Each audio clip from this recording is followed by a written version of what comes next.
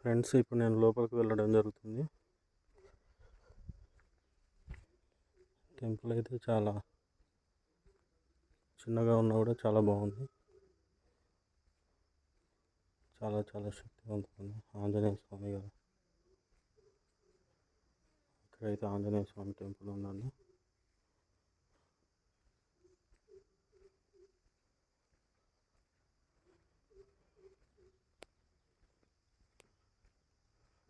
ప్రస్తుతానికైతే ఇది ఇంకా టెంపుల్ నిర్మాణం ఇంకా జరుగుతూ ఉంది వేరే సైడ్.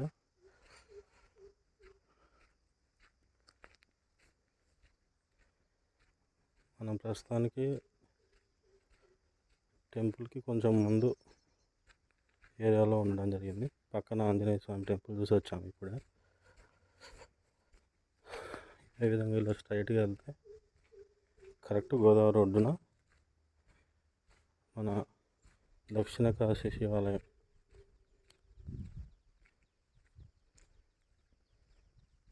ఇక్కడ ఇంకో టెంపుల్కి సంబంధించిన ఏదో కన్స్ట్రక్షన్ జరుగుతుందండి. నాకు కూడా అంత ఐడియా లేదు.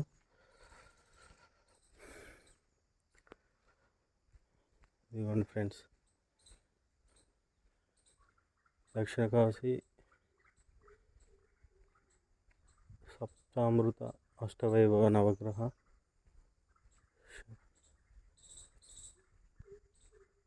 ఈశ్వర స్వామి దేవాలయం ఇది. చూడండి ఫ్రెండ్స్, ఇది గోదావరి రివర్ కరెక్ట్గా ఒడ్డున మన టెంపుల్. ఆంజనేయ స్వామి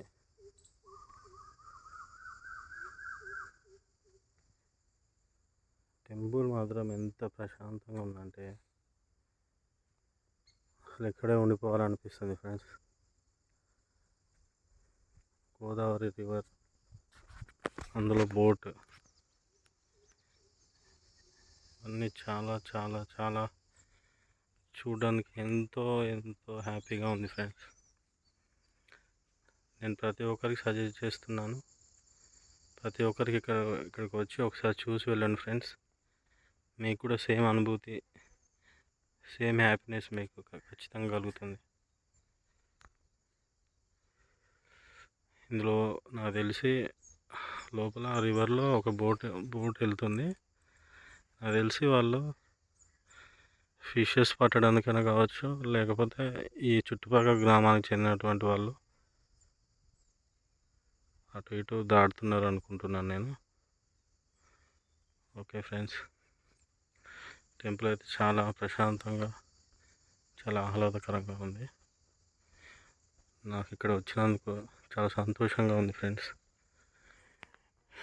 ఈ టెంపుల్ని ఎప్పటి నుంచో నేను చూద్దాం అనుకున్నాను, నాకు ఇప్పుడు కుదిరింది. ప్రస్తుతానికి అది క్లోజ్ చేసి ఉంది ఫ్రెండ్స్. అయినా బయట నుంచి దర్శనం చేసుకొని వెళ్తున్నా. ఓం నమః శివాయ.